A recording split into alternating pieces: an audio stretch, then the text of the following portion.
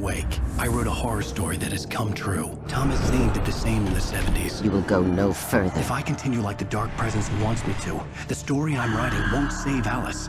It's a horror story. No one will survive. You knew Zane! Thomas Zane! You're the Lady of the Light in the song! He left something behind to help me. The clicker. Alan thought of this as he stood on the rim of Cauldron Lake, the clicker in his hand. He took a deep breath and jumped. I can get to her now. I can finish this.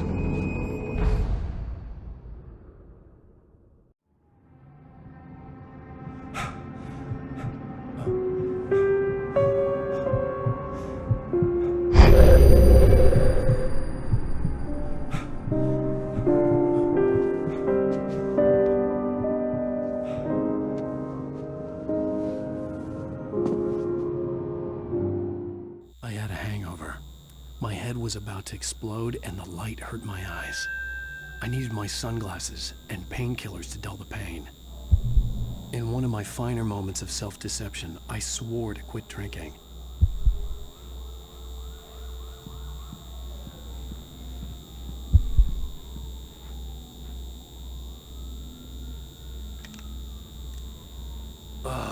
The sunglasses made the world look bearable. Now I could keep my eyes open without feeling like a vampire in the sun.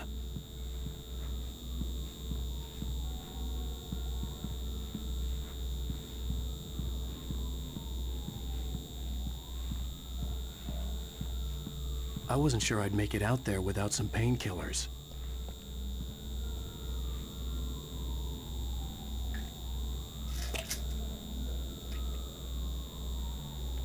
The pills worked fast. The prospect of being awake started to seem bearable again.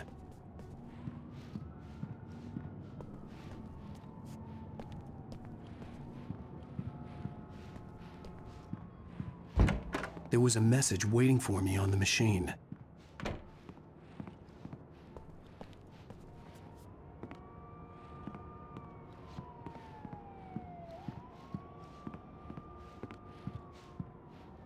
You have one new message. Al! Are you still asleep? Wakey, wakey! You should have your show on your TiVo. If Alice wasn't too mad to record it. As she called me earlier and really chewed me out. Yeah, we went a little overboard last night. But parties are a part of this business. Al, look, I'm saying this as your friend. She's not doing your career any favors by trying to run your life like that, okay? I'll talk to you later, Al. Watch the show!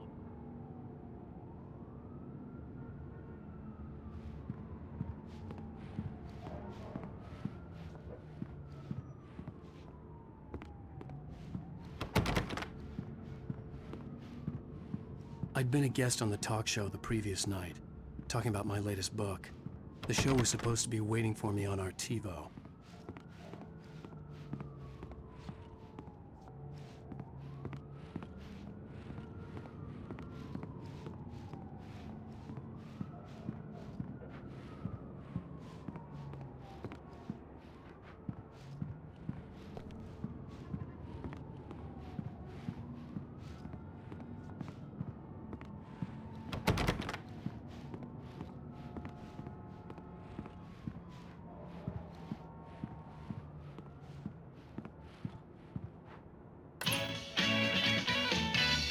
Ladies and gentlemen, welcome back to the Harry Gallant Show.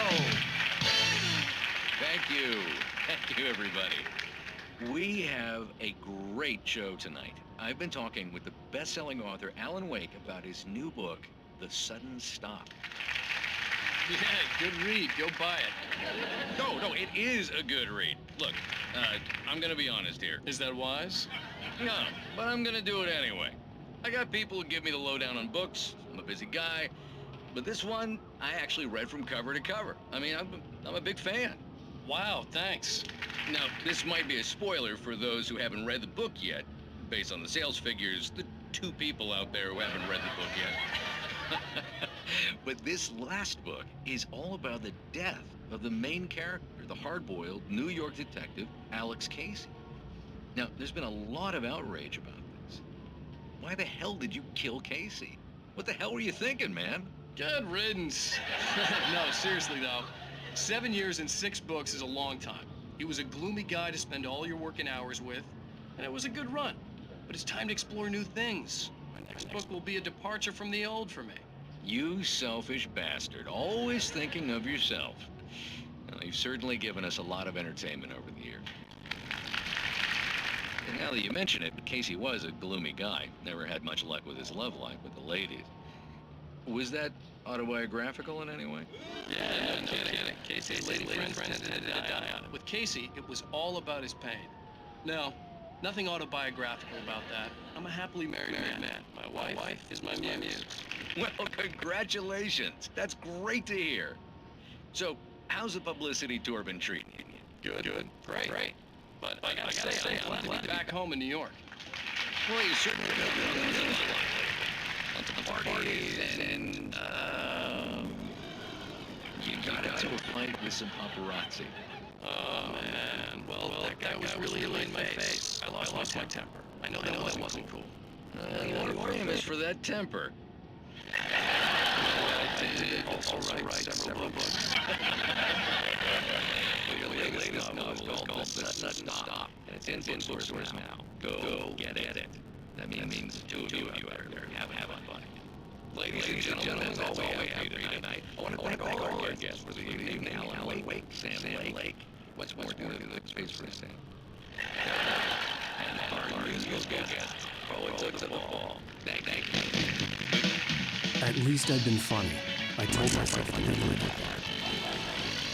You watch the show? I didn't say anything stupid.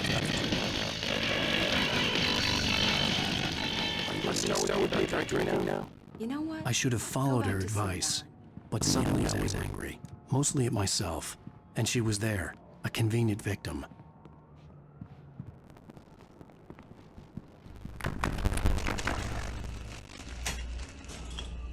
Well, this morning I was angry because you said you were home at midnight and you showed up at 7 a.m. and passed out in mid-sentence. Now remember it. Are you angry? This goddamn tour. It's gotten out of hand. Oh, honey. It's almost over, right? We can get back to normal. Then you can start writing again. I'm sorry, honey.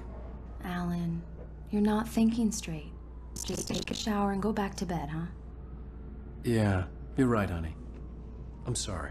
Once this is over, let's go away together. A vacation. Just you and me. Some peace and quiet.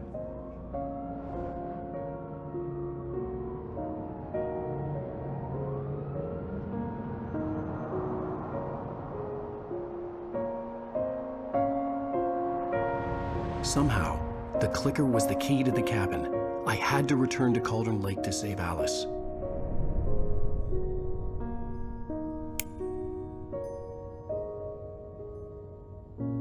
I'm going back to the lake to finish this. I'm going to write an ending to the story in the manuscript on my own terms, to make it all right. Why can't you just write it here? The last page is still in the typewriter. I need to read it first. Everything needs to be just right. Zane tried to cut some corners, and it didn't end well. Okay, ready when you are. I'm sorry, Sarah, but I need to do this alone. Barry, take her gun. Miss Weaver, close the door when I leave.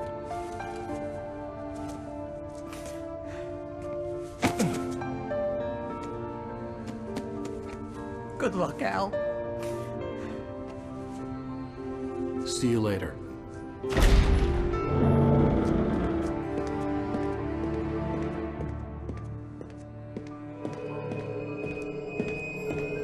When I got out, it was warm and sunny.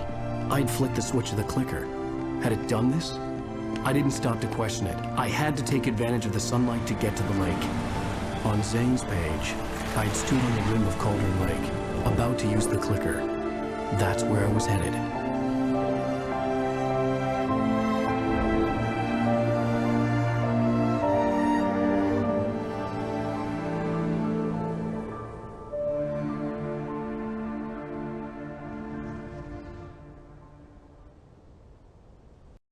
Alone, in daylight, surrounded by the beauty of the Pacific Northwest landscape.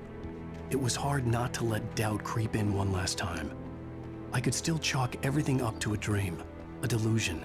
I had enough imagination to make up something like this, having been in the cabin all this time, trapped in a story inside my head. Gone mad from grief over Alice's death like Hartman had claimed.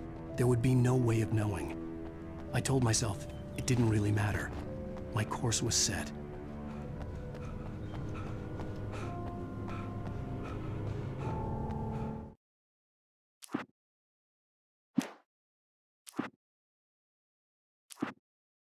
Nightingale tried to make sense of the manuscript. It was disjointed and strange. He didn't understand half of it, but it all rang true. Impossibly true. He took out his hip flask when he reached the page that described how he reached the page that made him take out his hip flask. It wasn't the booze that made his mind reel. Nightingale felt the situation veering out of his control, but the gun at least felt steady in his hands. He was ready to fire, resolved that he would let this happen over his dead body. And yet he hesitated. He had seen this moment before, read it in the page. He was transfixed by the déjà vu and the horror that he was a character in a story someone had written. Then the monstrous presence burst in behind him and dragged him into the night.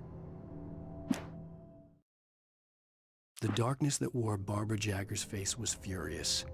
The story in the manuscript had been making it stronger all the time, but now the light had set the writer free and hurt it, weakened it. It was only a matter of days before the dark presence would be strong again, but meanwhile, it would be difficult to recapture the writer. Cynthia Weaver worked hard, following her obsessive rituals, sometimes fighting them, always giving in to them in the end. She haunted the halls of Bright Falls abandoned power plant. She marked her caches with light-sensitive paint that could only be seen by eyes that had been touched by darkness and saved by light like she'd been. She was preparing defenses and supply lines for the war she knew would come. The war between the forces of light and darkness.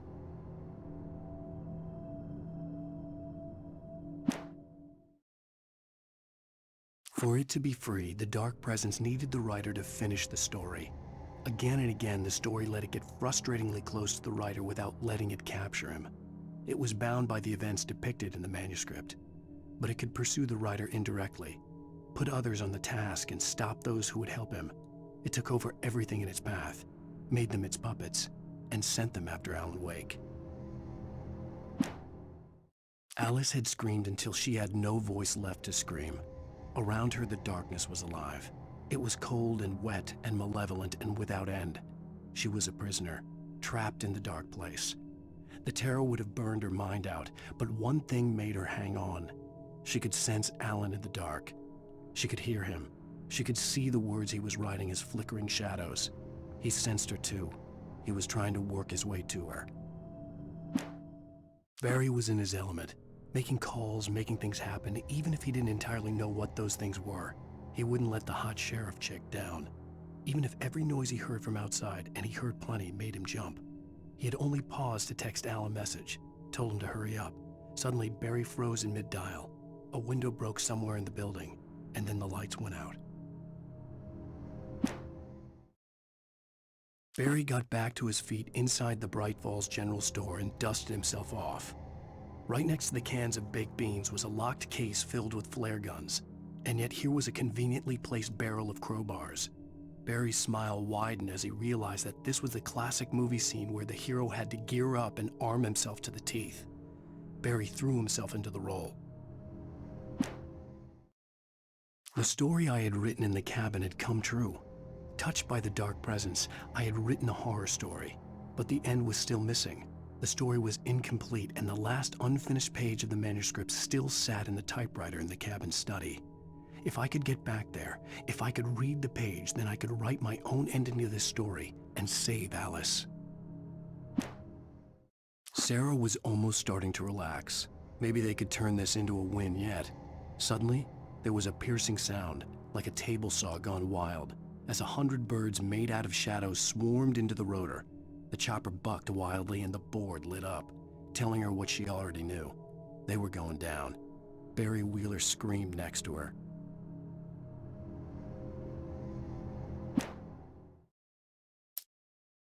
Thomas Zane knew he had to remove all that had made this horror possible, including himself. That was the only way to banish the dark presence he had unleashed and now looked at him through the eyes of his dead love. But he also knew that despite his best efforts, it might someday return. So even as he wrote himself and his work out of existence, he added a loophole as insurance, an exception to the rule. Anything of his stored in a shoebox would remain. Making her way through the water pipe alone, Cynthia was angry at the writer. Foolish young man, taking unnecessary risks. And the way he broke the rules. Didn't he understand what was at stake? Since the terrible days in the 70s, she hadn't wavered once, as hard as it had been. She was tired of protecting the town all these long years, and now only wanted to rest.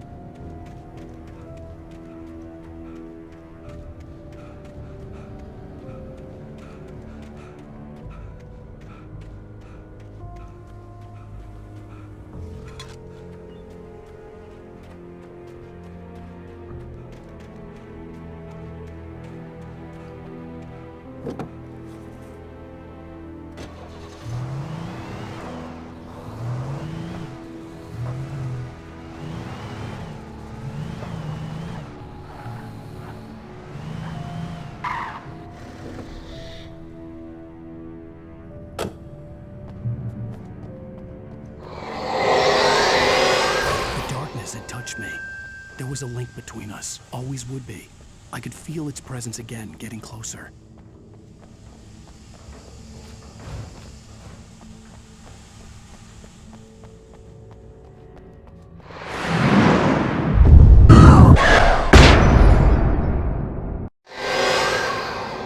I will kill your wife.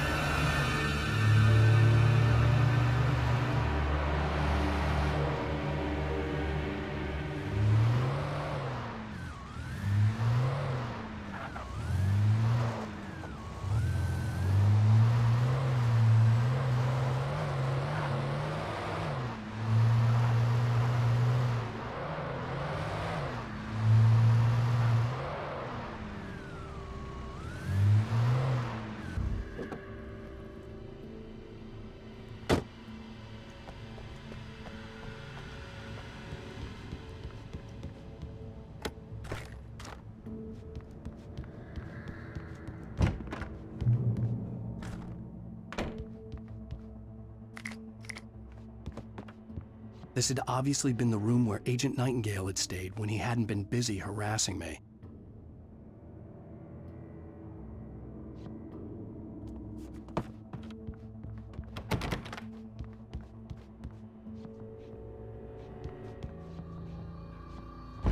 Look after yourself and your co-workers!